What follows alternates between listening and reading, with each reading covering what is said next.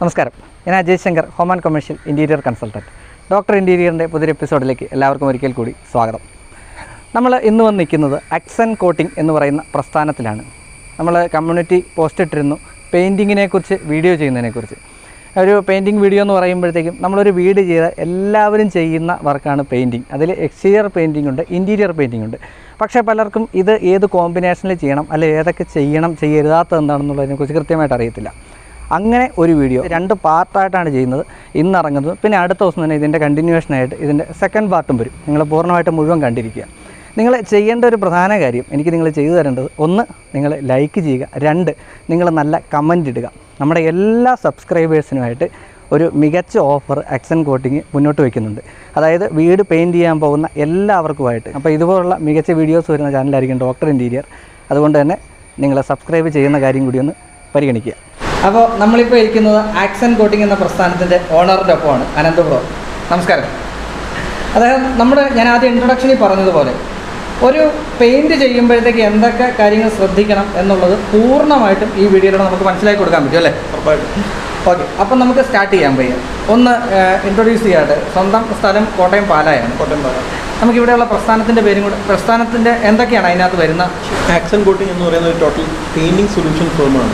Actually painting സംബന്ധമായിട്ടുള്ള എല്ലാത്തിനും ഒരു സൊല്യൂഷൻ കൊടുക്കുന്ന ഒരു കമ്പനി. കാരണം അതിന് നമ്മൾ അപ്ലൈ ആൻഡ് സപ്ലൈ ചെയ്ത് കൊടുക്കുന്നുണ്ട്.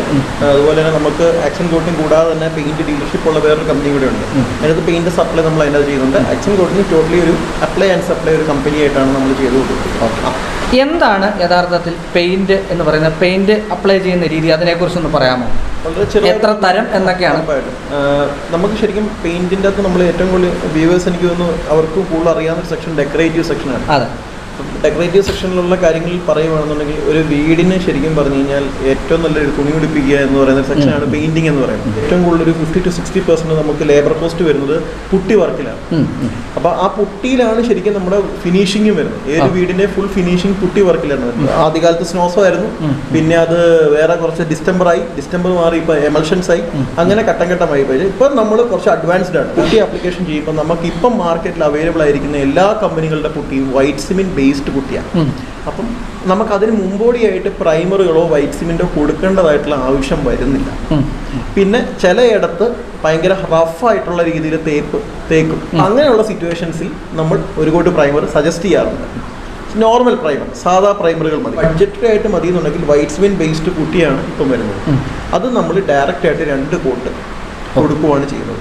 ഫസ്റ്റ് കോട്ട് നമ്മൾ കട്ടിക്കാണ് ഇട്ട് പോകുന്നത്. അതിലാണ് ബ്ലേഡ് ഇട്ട് വലിച്ച് ക്ലിയർ ചെയ്ത് പോകുന്നത്.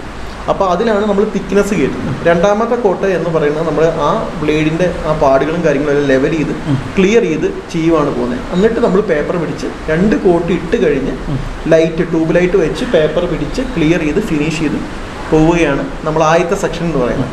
അതിട്ട് പേപ്പർ പിടിച്ച് കഴിഞ്ഞ് ആ പൊടിയെല്ലാം മാറ്റി കഴിഞ്ഞ് പിന്നെ നമ്മൾ 1 കോട്ട് പ്രൈമർ കൊടുക്കും. പക്ഷേ എക്സ്റ്റീരിയർ പ്രൈമർ തന്നെയാണ് ഞങ്ങൾ കൂടുതലും എല്ലായിടത്തും സജസ്റ്റ് ചെയ്യുന്നത്. അതായത് ഇന്റീരിയർ ചെയ്യുന്നതും എക്സ്റ്റീരിയർ പ്രൈമർ തന്നെ. ഈ മോയ്സ്ചർ പ്രോബ്ലംസ് ഒക്കെ ഒരു പരിധി വരെ പിടിച്ചു നിൽക്കാൻ അതിനെ കൊണ്ട് സാധിക്കുന്നുണ്ട്. അപ്പോൾ അതുകൊണ്ട് എക്സ്റ്റീരിയർ പ്രൈമർ സജസ്റ്റ് ചെയ്യുന്നു, അകവും പുറവും. അത് ചെയ്ത് കഴിഞ്ഞിട്ട് നെക്സ്റ്റ് സെക്ഷൻ എന്ന് പറയുന്നത് പിന്നെ ടൈല് വർക്കേഴ്സും ഇൻറ്റീരിയേഴ്സും ഇവരെല്ലാവരും കയറി കഴിഞ്ഞുള്ള കാര്യങ്ങളാണ്.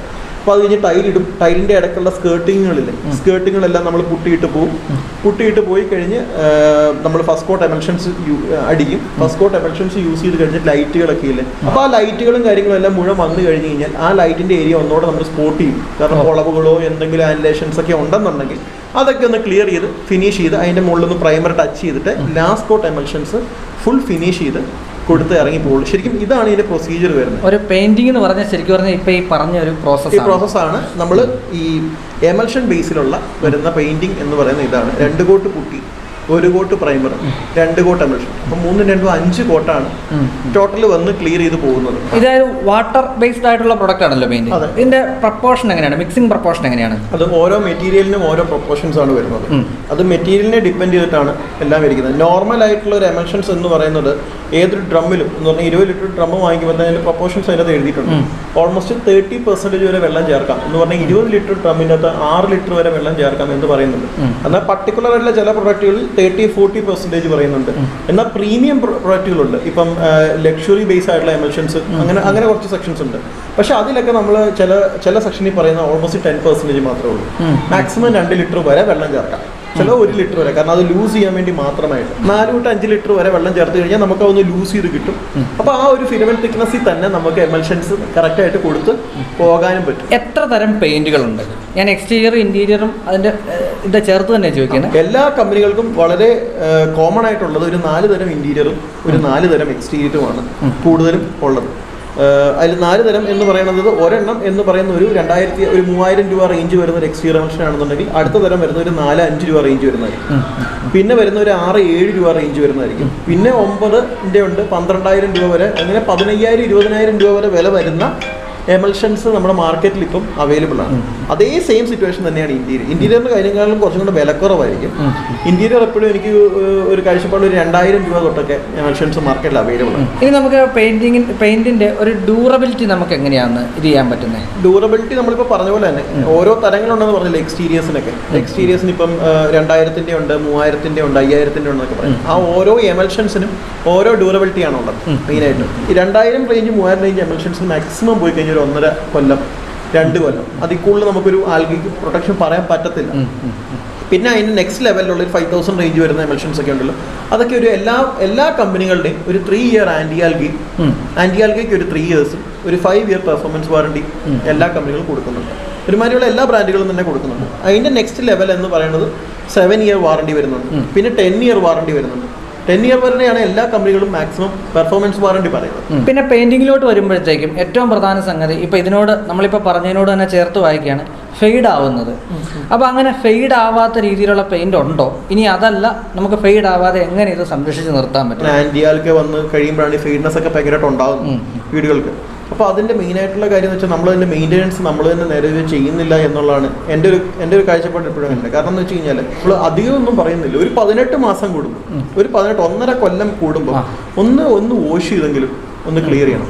അപ്പോൾ അതാണ് നമ്മൾ ആഫ്റ്റർ മെയിൻ്റെനൻസ് എന്ന് പറയുന്ന സാധനം ഇതിനകത്ത് വളരെയധികം ഇമ്പോർട്ടൻറ്റ്. പക്ഷേ എനിക്ക് തോന്നുന്നു നമ്മുടെ സൊസൈറ്റിയിൽ അങ്ങനെ ഒരു കാര്യം ആരും ചിന്തിക്കുന്ന പോലുമില്ല. അതിനെക്കുറിച്ച് എനിക്ക് തോന്നുന്നു കൂടുതലായിട്ട് അറിയത്തുമില്ല. അങ്ങനെ പലരും അത് മാർക്കറ്റ് ചെയ്യത്തില്ല. കാരണം ഇത് പിന്നെയും ആൽഗെ വന്നാലല്ലേ പിന്നെയും കച്ചവടം കിട്ടുള്ളൂ.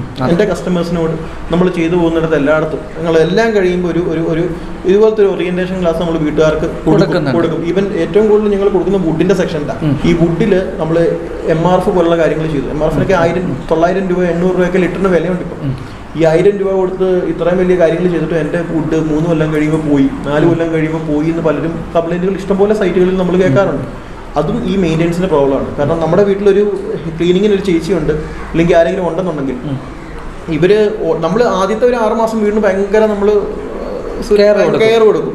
പിന്നെ അങ്ങോട്ട് ഈ പറഞ്ഞ പോലെ തന്നെ ഇവർക്ക് കൊടുത്തു കഴിഞ്ഞാൽ ഇവർ ചിലപ്പോൾ നമ്മൾ നനഞ്ഞ് തറയൊക്കെ തുടച്ചിട്ട് അല്ലെങ്കിൽ എല്ലാം ക്ലീൻ ചെയ്ത് പോകുന്ന ഇത് പിഴിഞ്ഞിട്ട് ഈ സ്റ്റെയിനുള്ള തുണിയും കൊണ്ടായിരിക്കും വുഡ് തുടയ്ക്കുന്നത്. അപ്പം ഈ വുഡിൻ്റെ നമ്മൾ യൂസ് ചെയ്തിരിക്കുന്നത് എന്താണ്? ശരിക്കും ടോട്ടലി ഓയിൽ ബേസ്ഡ് ആയിട്ടുള്ള സാധനങ്ങളാണ്. ടിന്നർ ഒഴിച്ചിട്ടുള്ള സ്പ്രേയിങ് ആണ് കൊടുത്തിരിക്കുന്നത്. അതിൻ്റെ കൊടുത്ത് നമ്മൾ ഈ വെള്ളം വെച്ച് തുടയ്ക്കുമ്പോൾ വാട്ടർ ബേസ് ഉള്ള സാധനങ്ങൾ അതിൻ്റെ മുകളിലേക്ക് ഈ നമ്മൾ സ്ക്രാച്ച് ചെയ്യുവാണ് തുടയ്ക്കാൻ വേണ്ടി. അപ്പോഴത്തേന് ഇതിൻ്റെ അകത്തേക്ക് നമ്മളിത് ശരിക്കും അബ്സോർബ് ചെയ്ത് പോകും.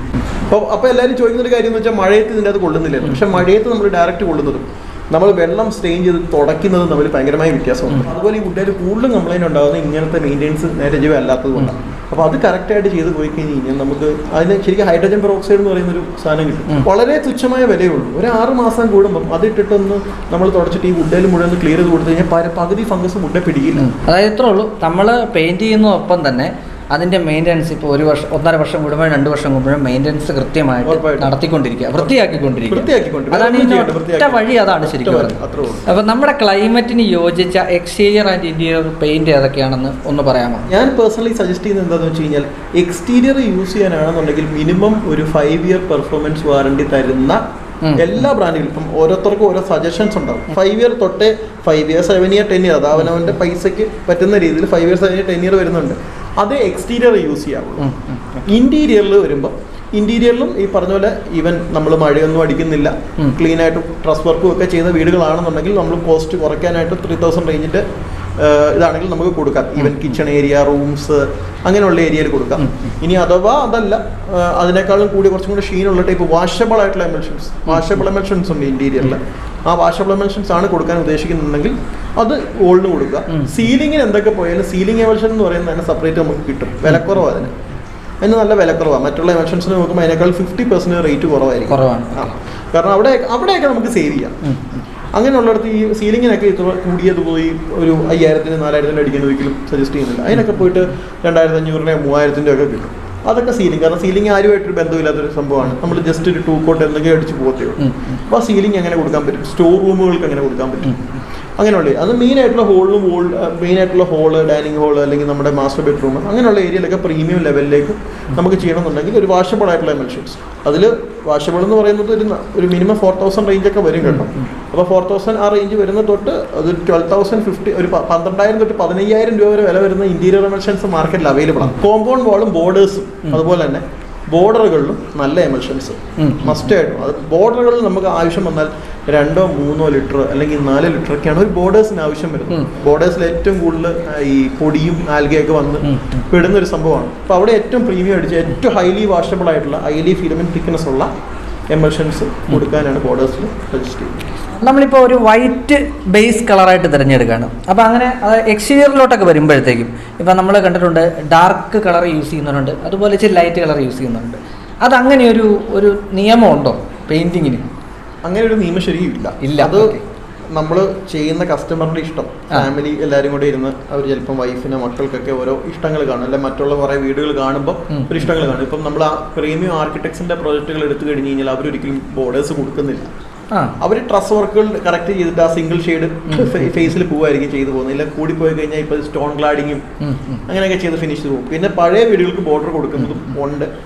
ഞങ്ങൾ പേഴ്സണലി ബോർഡേഴ്സ് സജസ്റ്റ് ചെയ്യുന്നത് ശരിക്കും വീടിൻ്റെ ഇരിപ്പിടം നോക്കിയിട്ടാണ്. അത് എങ്ങനെയാണ് ഇരിക്കുന്നത്, തൊട്ടടുത്തുള്ള വീടുകളൊക്കെ എങ്ങനത്തെ കളറുകളാണ് പോയിരിക്കുന്നത്, ഇരുട്ടുള്ള വീടാണോ. കാരണം ഇരുട്ടത്തിരിക്കുന്ന ഒരു വീടിൻ്റെ അത് കൂടുതൽ ഡാർക്ക് കളർ കൊടുത്താൽ നമ്മൾ വീണ്ടും ഇരുട്ട് പോകും, ഇരുട്ടിരിക്കുള്ളൂ, ഭയങ്കര ഡാർക്കായി പോകും. നമുക്കൊരു എന്താ പറയുക, ഫ്രഷ്നെസ് ഫീൽ ചെയ്യത്തില്ല. അപ്പോൾ അതുകൊണ്ട് ആ ഇരിക്കുന്ന ഒരു ലൊക്കേഷൻ നോക്കി, നമ്മുടെ അവിടുത്തെ അറ്റ്മോസ്ഫിയർ നോക്കി അതിൻ്റെ കളർ സജസ്റ്റ് ചെയ്യുവാണ് എപ്പോഴും നല്ലത്. കാരണം അതൊരിക്കലും നമുക്ക് അല്ലാതെ ഇത് കോമ്പിനേഷൻ നമുക്ക് പറയാൻ പറ്റത്തില്ല. അതായത് എക്സ്റ്റീരിയർ ചെയ്യുമ്പോഴും ഇന്റീരിയർ ചെയ്യുമ്പോഴും നമ്മുടെ ആ വീടിന്റെ ഒരു എന്താ പറയുന്ന ഒരു പ്രകൃതം അനുസരിച്ച്. കാരണം ചില വീടുകളിൽ വെന്റിലേഷൻ ഭയങ്കര കൂടുതലായിരിക്കും, വെളിച്ചം കൂടുതൽ കിട്ടുന്ന വീടുകൾ. അവിടെ ഇത്തിരി ഡാർക്ക് ഷെയ്ഡുകളോ അല്ലെങ്കിൽ ടെക്സ്ചർ പോലുള്ള സിംഗിൾ വോളിൽ കൊടുക്കുന്ന ഡാർക്ക് ഷെയ്ഡ് പോയാലോ ഒക്കെ എനിക്ക് ഒരു ഭംഗിയുണ്ടാവും. അതായത് എനിക്ക് തോന്നുന്നു ഇപ്പോഴത്തെ ഒരു ട്രെൻഡിങ് സാധനമാണ് ടെക്സ്ചർ പെയിന്റുകൾ. അതിൽ നമുക്ക് എവിടെയൊക്കെ ചെയ്യാൻ പറ്റും, അല്ലെങ്കിൽ അത് ചെയ്യുമ്പോഴത്തേക്കുള്ള അതിൻ്റെ ഒരു ഗുണം എന്തെങ്കിലും ഉണ്ടോ? അത് കാഴ്ചയുടെ ഭംഗിയും കൂടെ ചേർത്തിട്ടാണ് ചോദിക്കുന്നത്. അതിന് എത്രയൊക്കെ റേറ്റ് നമുക്ക് ആകുമെന്ന് കൂടെ ഒന്ന് പറയാമോ? ടെക്സ്ചർ എന്ന് പറയുന്നത് ഇപ്പം വളരെ കോമൺ ആയിട്ട് എല്ലാവരും തന്നെ വീട്ടിൽ ചെയ്തു തുടങ്ങി. ഇത് ആദ്യമേ നമ്മൾ ഡാർക്ക് കളർ പോലുള്ള കളറുകൾ ഒരു സിംഗിൾ വോളിൽ കൊടുത്തായിരുന്നു അതിന്റെ തുടക്കം. സിംഗിൾ വോളുകളായിരുന്നു തുടക്കം. അത് നെക്സ്റ്റ് ലെവലിലായിട്ട് ടെക്സ്ചർ മാറിപ്പോയി.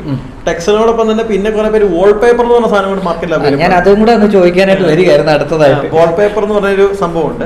ദോഷവും ഗുണവും വാൾപേപ്പറും ടെക്സ്ചറിനും സെയിം ആയിട്ടുണ്ട്. കാരണം എന്ന് വെച്ച് കഴിഞ്ഞാൽ ടെക്സ്ചർ യൂസ് ചെയ്യുന്ന ടെക്സ്ചർ മെറ്റീരിയൽ യൂസ് ചെയ്ത് സെപ്പറേറ്റ് പുട്ടിയിട്ടാണ് നമ്മൾ ചെയ്തു പോകുന്നത്. അപ്പോൾ ഈ ടെക്സ്ചർ എന്ന് പറഞ്ഞാൽ കൂടുതലും ഞങ്ങൾ പേഴ്സണലി സജസ്റ്റ് ചെയ്യുന്നത് ഒന്നെങ്കിൽ ലിവിംഗ് റൂം, ഡൈനിങ് റൂം, അല്ലെങ്കിൽ ടി വി യൂണിറ്റിന് സെപ്പറേറ്റ് ഒരു വോൾ ഏരിയ ഒക്കെ ഉണ്ടെന്നുണ്ടെങ്കിൽ അവിടെ ഡാർക്ക്നെസ് കുറച്ചും കൂടെ ഹൈലൈറ്റ് ചെയ്യാൻ വളരെ എളുപ്പമായിരിക്കും. ഈവൻ സിംഗിൾ റൂം, ഇപ്പം ഒരു വീടാണെങ്കിൽ അതിന്റെ ഹെഡ് റെസ്റ്റ് കാര്യങ്ങളൊക്കെ, ബെഡ് കോട്ടിന്റെ ഹെഡ് റെസ്റ്റ് കാര്യങ്ങളുണ്ടെങ്കിൽ അതിനോട് സെയിമും വരുന്ന ആ ഒരു വോൾ ഉണ്ടല്ലോ, ആ വോളിനോട് അതിനനുസരിച്ച് ചെയ്തിരിക്കും. അവർ ടെക്സ്ചർ ഞങ്ങൾ സജസ്റ്റ് ചെയ്യാറുണ്ട് അവർക്ക് താല്പര്യം ഉണ്ടെങ്കിൽ. പിന്നെ ടെക്സ്ചർ പുട്ടി യൂസ് ചെയ്തിട്ടാണ് അത് ചെയ്തു പോകുന്നത്. എൻ്റെ അകത്തൊരു കാര്യം എന്ന് വെച്ച് കഴിഞ്ഞാൽ ടെക്സ്ചർ പുട്ടിയിട്ട് നമ്മൾ ഈ റഫ് പോലുള്ള സാധനങ്ങളാണ് ചെയ്യുന്നതെന്ന് കുട്ടിക്കോ. റഫ് പോലുള്ള സാധനങ്ങളാണ് ചെയ്തെങ്കിൽ 3-4 കൊല്ലം കഴിയുമ്പോൾ നമ്മളെല്ലാം പറിച്ചു മാറ്റി ആ റഫ്നെസ് ഒക്കെ മാറി ചിലപ്പോൾ വീണ്ടും ഒക്കെ കുറെ പാച്ചിങ് ചെയ്താൽ മാത്രമായിരിക്കും പിന്നെ അതിന് പഴയ നോർമൽ ഫോമിലേക്ക് ആക്കാൻ പറ്റുന്നത്. ഈവൻ വാൾപേപ്പർ ആണെന്നുണ്ടെങ്കിൽ അത് പറിച്ചു മാറ്റി അങ്ങ് കളയാം. പിന്നെ അതിന്റെ റേറ്റിന്റെ കാര്യങ്ങൾ ചോദിച്ചു കഴിഞ്ഞാൽ ഓരോ ടെക്സ്ചറിനും ഓരോ ചാർജസ് ആണ്. കാരണം അത് സ്റ്റോൺ ടെക്സ്ചർ വരുന്നുണ്ട്, ഈവൻ റോയൽ പ്ലേ പോലുള്ള നോർമൽ ടെക്സ്ചേഴ്സ് വരുന്നുണ്ട്, ഡിസൈൻ ടെക്സ്ചേഴ്സ് വരുന്നുണ്ട്. അപ്പൊ അതിനൊരു ഓൾമോസ്റ്റ് ഒരു 60-70 തൊട്ട് സ്റ്റാർട്ടിങ് വരുന്നതുണ്ട്. സ്ക്വയർ ഫീറ്റ് റേറ്റ് ഒരു ഡിഫറെന്റ് സ്റ്റൈല് നമുക്ക് ഇന്റീരിയേഴ്സിൽ നമുക്ക് കൊടുക്കാൻ പറ്റും, പെയിന്റിംഗ് സംബന്ധമായിട്ടുള്ള ഇന്റീരിയേഴ്സ്. ഇതിൽ വാൾപേപ്പറിലോട്ട് വരുമ്പോഴത്തേക്ക് എത്രയാവും? വാൾപേപ്പേഴ്സ് അതും പേപ്പറിനെ ഡിപ്പെൻഡ് ചെയ്തിട്ടാണ്. ഇനിയൊന്ന് നമ്മളിപ്പോൾ പെയിന്റിങ്ങിൽ ഏറ്റവും പ്രധാനപ്പെട്ട ഒരു സ്ഥലങ്ങളാണ് നമ്മുടെ ഡോർസും വിൻഡോസും. പലരും ചോദിച്ച ഒരു ചോദ്യമാണ്, പോളിഷ് ആണോ പെയിന്റ് ആണോ അതിന് ഏറ്റവും ബെസ്റ്റ്? പോളിഷ് എന്ന് പറഞ്ഞാൽ ഇത്തിരി കോസ്റ്റ്ലി ആവുന്ന ഒരു കാര്യമാണ്. ആ സമയത്ത് പെയിന്റിംഗ് എന്ന് പറഞ്ഞാൽ അത്രയും കോസ്റ്റ്ലി ഇല്ല, നിസ്സാര രൂപയ്ക്ക് നമ്മൾ ചെയ്ത് കഴിയുന്ന ഒരു കാര്യമാണ്. അപ്പം ആ കോസ്റ്റും അഫോർഡ് ചെയ്യാൻ പറ്റുന്നവരാണെന്നുണ്ടെങ്കിൽ നമ്മൾ പോളിഷിംഗ് തന്നെ സജസ്റ്റ് ചെയ്യും. ഈവൻ ഏത് വുഡാണെങ്കിലും ഏത് ലെവലിലേക്ക് തരത്തിലേക്ക് മാറ്റാൻ പറ്റും. അപ്പോൾ ശരിക്കും തടി ആണെന്നുണ്ടെങ്കിൽ അത് ടീക്ക് ആണെന്നുണ്ടെങ്കിൽ നമ്മൾ പോളിഷ് ചെയ്ത് ഉപയോഗിക്കാം. അപ്പോൾ ശരി, തടിയുടെ ഏത് സംഗതി വന്നാലും നമ്മൾ മെയിൻറ്റെയിൻ ചെയ്തുകൊണ്ടിരിക്കുകയെന്ന് വെച്ചാൽ പോളിഷ് തന്നെയാണ് അതിന് ബെസ്റ്റ് എന്ന് വേണം നമുക്കത് കരുതാൻ. പോളിഷ് തന്നെയാണ് അതിനകത്ത് ബെസ്റ്റ്. എക്സ്റ്റീരിയർ യൂസ് ചെയ്യുവാണെങ്കിൽ MRF പോലുള്ള PU പോളിഷിംഗ് മസ്റ്റ് ആയിട്ട് യൂസ് ചെയ്യണം. ഈ വെതർ കോട്ട് എന്നൊക്കെ പറയുന്ന അതാണോ? വെതർ കോട്ടല്ല, അതൊക്കെ എമൽഷൻ ബേസ്ഡ്. ഈ നമുക്ക് പോളിഷിംഗിൽ ആകെ 1-2 ബ്രാൻഡുകളെ ഉള്ളൂ. സ്ലീക്ക് PU എന്ന് പറയുന്ന സാധനമുണ്ട്. Sleek, correct. രണ്ടാമതുള്ള MRF. ഈ രണ്ടുമാണ് നമ്മൾ പോളിഷിംഗ് എന്ന് പറഞ്ഞാൽ രണ്ടാമത് പറയുന്ന വാക്കുകൾ. ഈ രണ്ട് പേരുമാണ്. അതിന് മസ്റ്റ് ആയിട്ടും PU പോളിഷിംഗ് നമ്മൾ എക്സ്റ്റീരിയറിലെല്ലാം ചെയ്യണം. ഈവൻ ഈ വിൻഡോസ് ഒക്കെ വരുന്നുണ്ടല്ലോ, ജനൽ പാളികളെല്ലാം ഏറ്റവും കൂടുതൽ തണുപ്പടിക്കുന്നൊക്കെ അതിൽ കൊടുത്തു പോവുക. അകത്ത് വരുന്ന കബോർഡ്, ഫർണിച്ചേഴ്സ്, ഡോറുകളൊക്കെ അധികം കുഴപ്പമില്ലാത്തുണ്ടെങ്കിൽ മെലാമിൻ എന്ന് പറയുന്ന സാധനം കിട്ടും. മെലാമിൻ ഫിനിഷ് വരും, അത് കൊടുത്താൽ മതി. അതിന് കോസ്റ്റ് കുറവാണ്. മറ്റൊരു 900 രൂപ 800 രൂപ റേഞ്ചൊക്കെ വരുമ്പോൾ മെലാമിൻ ആകുമ്പോൾ ഒരു 400 രൂപ 420 രൂപ 380 രൂപ ഓരോ കമ്പനികൾക്ക് ഒരു വേരിയേഷൻ ഉണ്ട്. അപ്പോൾ ആ ഒരു റേഞ്ചേ വരുത്തും. പകുതിയായിട്ട് കുറയ്ക്കാൻ പറ്റും. അപ്പോൾ അതാണ് നമ്മൾ പേഴ്സണൽ സജഷൻ പറയുന്നത്. പലരും ചോദിച്ചൊരു ക്വസ്റ്റ്യനാണ്, പുട്ടിയിട്ടും ഇടാതെയും ചെയ്താലുള്ള വ്യത്യാസം. പുട്ടിയിട്ട് ചെയ്ത് കഴിഞ്ഞാൽ വീടിൻ്റെ വേറൊരു അഴകാണ്. കാരണം ഫിനിഷിങ്ങിൻ്റെ കാര്യത്തിലെല്ലാം പൂർണ്ണമായിട്ടും ഒരു വ്യത്യാസം ഉണ്ടാവും. ഫിനിഷിങ്ങും കാര്യങ്ങളും ഒരു കുറച്ചും കൂടെ ക്ലാസി ലുക്കായിരിക്കും. ആ സമയത്ത് ഇപ്പം ഈ തേപ്പിന്റെ പാടുകളോ ഇങ്ങനെ ഈ ഇപ്പം ഓരോരുത്തർ തേക്കുന്ന, നമ്മുടെ ഇവിടെ തന്നെ ബായിമാർ തേക്കുന്നവരുണ്ട്, മലയാളീസ് തേക്കുന്നത്, ഇവരെല്ലാം ചിലപ്പോൾ ഒരേ വർക്കർ ആയിരിക്കില്ല എല്ലാം ഫുള്ള് തേച്ച് പോകുന്നത്. പലരും കൂടെ കയറി വരുമ്പോൾ ഈ പാടുകൾ ഭയങ്കരമായിട്ട് വളഞ്ഞും പൊളിഞ്ഞും ഒക്കെ ഇങ്ങനെ കുറേ ഇരിക്കും. അപ്പം അത് ക്ലിയർ ചെയ്ത് കിട്ടാൻ പുട്ടി വളരെയധികം നല്ലതാണ്. കാരണം ആ ഒരു വളവും കാര്യങ്ങളും അല്ലെങ്കിൽ ഇങ്ങനെയുള്ള കാര്യങ്ങളൊന്നും റഫ്നെസ് ഒന്നും കാണത്തില്ല. അത് ചെയ്തില്ലെന്നുണ്ടെങ്കിൽ ഇങ്ങനെ അടഞ്ഞിട്ടൊരു നമ്മൾ ചെയ്തു പെയിന്റ് കളർ കയറിയിട്ടുണ്ട്, ആ കളർ കയറി എന്നുള്ള ഒരു നമുക്കൊരു സാറ്റിസ്ഫാക്ഷൻ മാത്രമേ ഉണ്ടാവുള്ളൂ. ഒരു ഫിനിഷ് ലെവലിലേക്ക് നമുക്കൊരിക്കലും ഒരു സാറ്റിസ്ഫാക്ഷൻ ഉണ്ടാകത്തില്ല. എല്ലാം കഴിഞ്ഞിട്ട് എവിടെയോ ഒരു കുറവ് പോലെ നമുക്കൊരു ഭയങ്കരമായിട്ട് ഫീൽ ചെയ്യും. എൻ്റെ പേഴ്സണൽ സെഷൻ പുട്ടി ഇട്ട് പോകാനാണ് പറ്റുന്നുണ്ട്. കാരണം ഇതൊക്കെ സിംഗിൾ ടൈം ഇൻവെസ്റ്റ്മെന്റാണ്. പുട്ടി എന്ന് പറയുന്നത് എപ്പോഴും തേപ്പ് പോലെ സിംഗിൾ ടൈം ഇൻവെസ്റ്റ്മെന്റ്. കാരണം കയറിയിട്ട് 5-6 കൊല്ലം കഴിഞ്ഞിട്ട് നമ്മൾ ചെയ്യാൻ പോയി കഴിഞ്ഞാൽ ഇരട്ടി പൈസയാവും. പിന്നെ അതുപോലെ തന്നെ ഇതിനോട് ചേർത്ത് ഞാൻ ഒന്ന് പറയാൻ ശ്രമിക്കുകയാണ്, ചോദിച്ചൊരു ചോദ്യം കൂടിയാണ്. ഉള്ളിലേക്ക് വരുമ്പോഴത്തേക്കും ഇപ്പോഴത്തെ ഒരു കോമൺ ആയിട്ടുള്ള ട്രെൻഡാണ് gypsum plastering. Exterior gypsum plastering ചെയ്യുന്നു എന്ന് പറയുന്നു. പക്ഷേ കോമൺ ആയിട്ട് എല്ലാവരും പുറത്ത് പുട്ടിയിട്ടും അകത്ത് ജിപ്സം പ്ലാസ്റ്ററിങ് ചെയ്യുന്നുണ്ട്. ഇതിൻ്റെ ഒരു നിങ്ങൾ പെയിൻറ് ചെയ്യുമ്പോഴത്തേക്ക് ഇതിൻ്റെ ഒരു വ്യത്യാസം എപ്പോഴെങ്കിലും ഫീൽ ചെയ്തിട്ടുണ്ടോ? ജിപ്സം പ്ലാസ്റ്ററിങ്ങിനെ കുറിച്ച് പറയുന്നത് വെച്ച് കഴിഞ്ഞാൽ നല്ലൊരു കൺസെപ്റ്റാണ് ശരിക്കും. നമ്മൾ പുറത്തൊക്കെ കുറേ പോകുമ്പോൾ കാണാമല്ലോ, അവിടെയൊക്കെ പലയിടത്തും ജിപ്സം പ്ലാസ്റ്ററിങ് വളരെയധികം കണ്ടിട്ടുണ്ട്.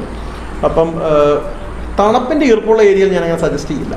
കാരണം ഈർപ്പം ഭയങ്കരമായിട്ടുള്ളത് ഫൗണ്ടേഷനിലൊക്കെ ഭയങ്കര ഈ ഉറവ കാര്യങ്ങളൊക്കെ തറക്കൂടെയൊക്കെ പോകുന്ന വീടുകളിൽ ജിപ്സം പ്ലാസ്റ്ററിങ് ഞാൻ അങ്ങനെ സജസ്റ്റ് ചെയ്ത് പോകുന്നില്ല. പക്ഷേ ഇട്ട് കഴിഞ്ഞാൽ വോള് നല്ല പെർഫെക്റ്റാണ്.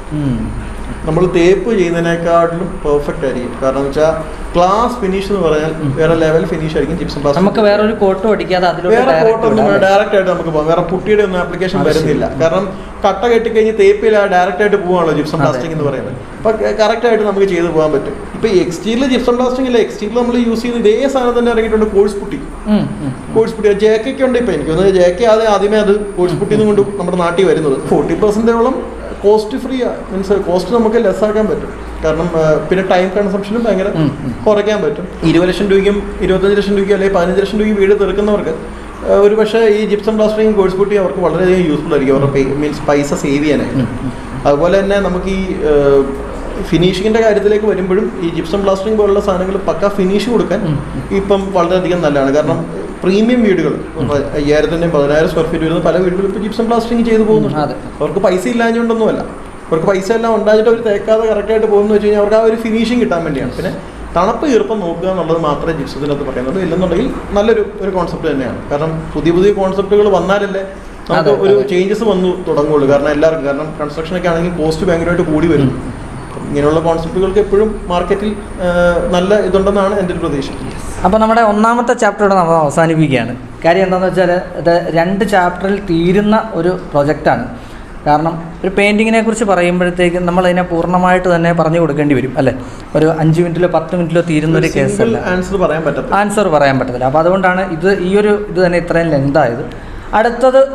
അടുത്തതിൽ വരുമ്പോഴത്തേക്കും ഞാൻ ഈ എപ്പിസോഡിൻ്റെ തുടക്കത്തിൽ പറഞ്ഞ ഒരു ഓഫർ നിലനിൽക്കുന്നുണ്ട്. നമ്മുടെ ഒരു യൂട്യൂബ് ചരിത്രത്തിൽ ഒരുപക്ഷെ ഇങ്ങനൊരു ഓഫർ കൊടുത്തിട്ടുണ്ടാകത്തില്ല, അൺലിമിറ്റഡ് ആയിട്ടുള്ള ഒരു ഓഫർ. അത് നിങ്ങൾക്ക് അടുത്ത വീഡിയോയിൽ അതിൻ്റെ വിശദ വിവരങ്ങൾ പറയുന്നുണ്ട്. അപ്പോൾ അതും നിങ്ങൾ കാത്തിരിക്കുക. നെക്സ്റ്റ് എപ്പിസോഡ് ആ വീഡിയോ ആയിരിക്കും. അപ്പോൾ നമുക്ക് അടുത്ത വീഡിയോയിലോട്ട് തുടരാം. അതുകൊണ്ട് തന്നെ ഞാൻ ഇതിനകത്ത് ഔട്ട്രോ ഒന്നും പറയുന്നില്ല. പക്ഷേ എങ്കിൽ പോലും നിങ്ങൾ ഒന്ന് ലൈക്ക് ചെയ്യണം. നമ്മുടെ ഈ ഡീറ്റെയിൽസ്, നമ്മുടെ പ്രസ്ഥാനത്തിൻ്റെ ഡീറ്റെയിൽസ് ഞാൻ ഡിസ്ക്രിപ്ഷൻ ബോക്സിൽ കൊടുക്കുന്നുണ്ട്. അപ്പോൾ ഉടനെ തന്നെ നമുക്ക് അടുത്ത എപ്പിസോഡിൽ കാണാം. അതൊരു ഗജേഷ് സൈനിങ് ഓഫ് ഡോക്ടർ ഇന്ത്യ.